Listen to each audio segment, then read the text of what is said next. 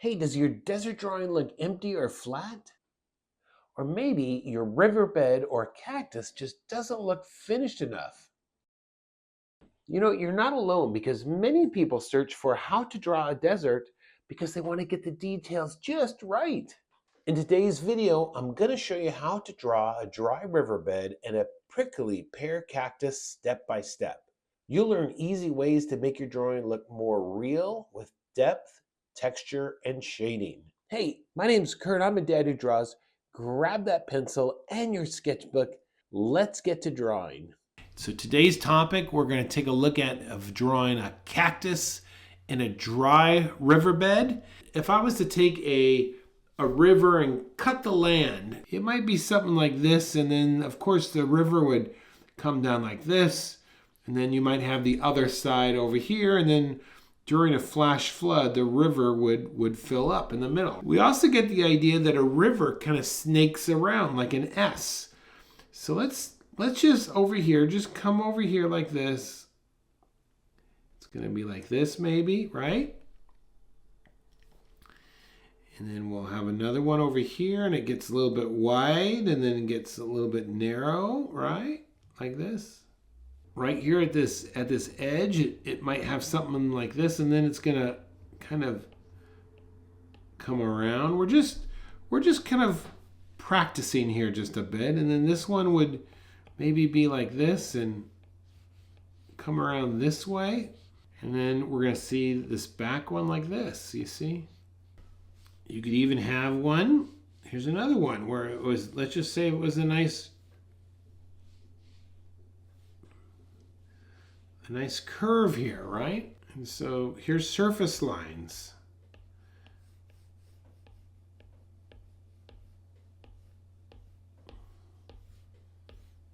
You see? So we get this sloping motion. Down here you might have some rocks, and we can kind of pile them up here. Now, of course, we're just kind of doing this without any reference, so we're just kind of using our memory of what some of this might look like. What I want to do today is I want to use a combination of reference and memory to see how we do in drawing this dry riverbed. Before we go any further, I want to just talk about cactus. Especially this kind of cactus, this prickly pear cactus. A prickly pear cactus is going to have these round fans, round leaves. I think they're called leaves. And of course, these things are going to grow not only like that, but they're going to grow in, look at that, in perspective. They're going to grow, maybe this one's going to be straight at us here, and then this one's going to be more foreshortened, right? And then a lot of times the prickly pear will like get right on the edge here like this. They call it a prickly pear because it's like it's a piece of fruit, and it will, when it's ripe, it will turn bright red.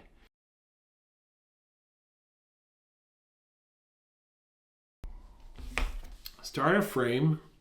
Think of this, if you were going to go down like one of those slides they have at on a water park, right? Look at that. I'm just kind of like sliding down. You see how I'm doing that? I'm just kind of sliding down into the picture. Over here, this is going to be kind of my edge.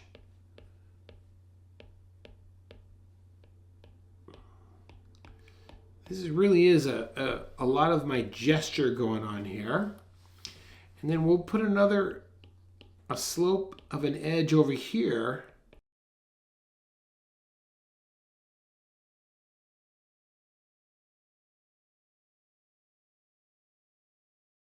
And then I kind of like what's going on in the background here with this. Let's kind of put this mountain range in the background here, and we're keeping this light. And then we've got these huge mountains in the background.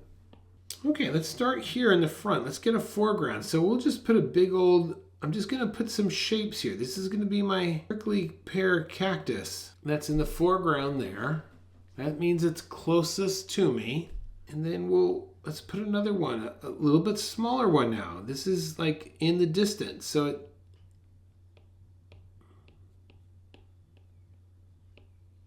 we want to make that just a little bit smaller. Okay, mid-ground. This is my mid-ground right here. I just kind of circled this chaparral or this like brush. I'm just going to come in here and just kind of add where my brush is going to go.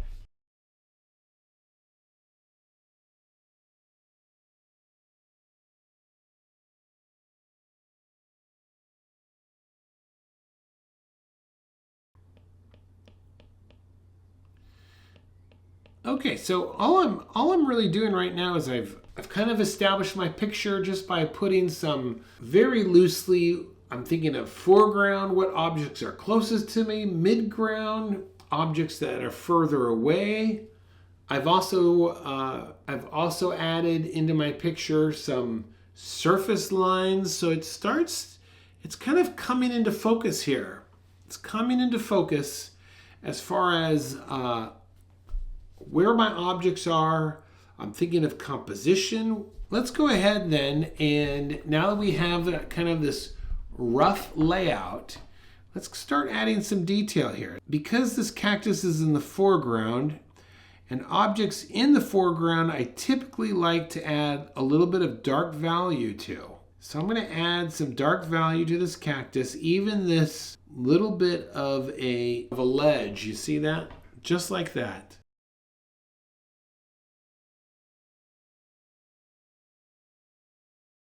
Now, very casually, I'm just kind of adding, look at that, just adding some petals, or I guess these are cactus leaves.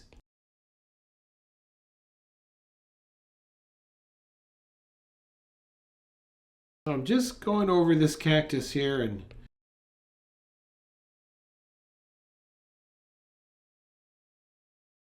adding some thorns, and I'm even going to go back into it and add a little darker value. I want this to be in the foreground here.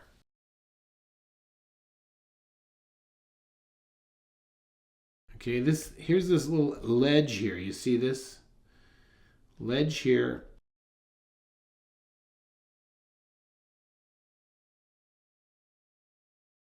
And then we're going to add some like rocks. Look at this. Rocks down here in the basin. You see that? And all I'm doing is just like getting a little shape here,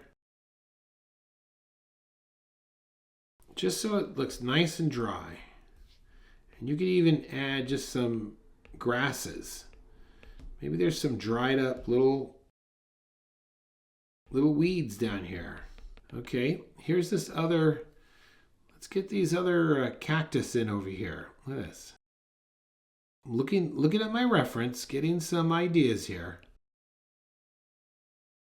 Now these I don't want to color in. I want to keep these things nice and bright. See, and because we have this darker value up front here, our eyes are going to go right past that and look deeper into our picture at these cactus over here on this cliff.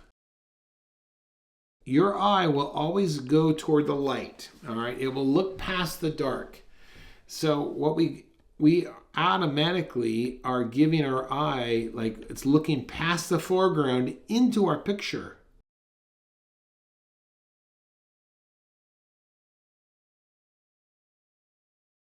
So all these little things here, I'm just creating like, it's like this shape here.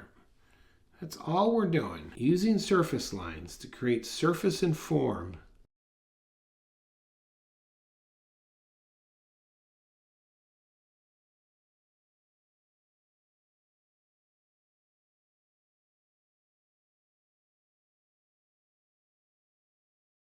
Look at this. I love this. I love this dried out piece of wood back here. Let's add that too. Let's put a shape in here. There's a shape. All right. And then let's Add some surface lines so it creates form. Add a little bit of shadow maybe. There you go. That's interesting. That gives a little extra details over there, right? This little area is waiting for the next flash flood.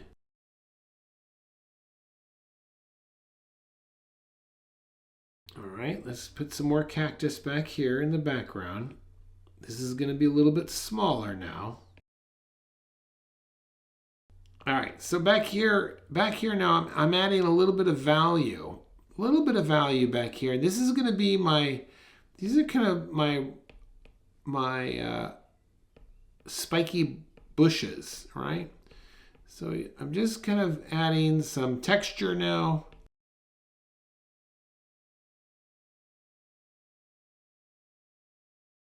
Okay, so now we've got we've got this in the foreground. This is great. I'll put a number 1 there.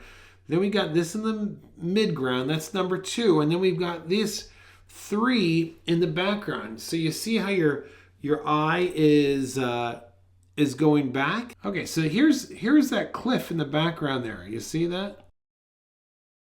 And we have this.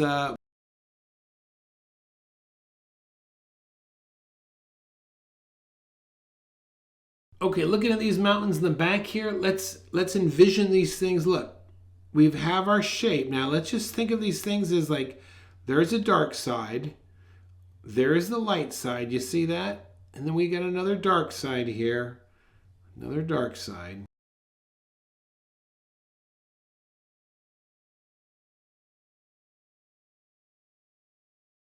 And this mountain back here, I'm just going to add a general tone to, just like that.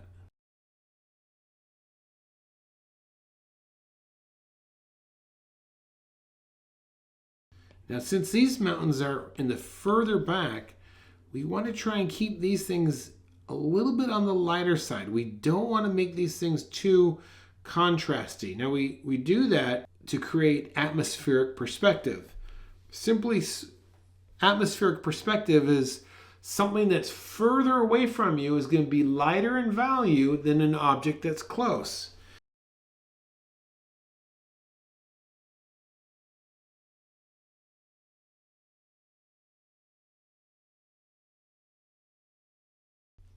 And there you go. There is our modified little desert landscape, dry riverbed. Quick little sketch there of using our reference and then creating our own picture from that. All right, I hope you found that helpful. Thanks for tuning in, everyone. My name's Kurt. I'm a dad who draws. If you do have additional questions, please join our Facebook group. It's totally for free. Post your questions in there.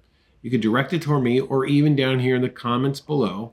You could ask a question and I will try and answer it my best. My name's Kurt. I'm a dad who draws. All right. Thanks for watching and I will see you next time. Okay. Bye-bye.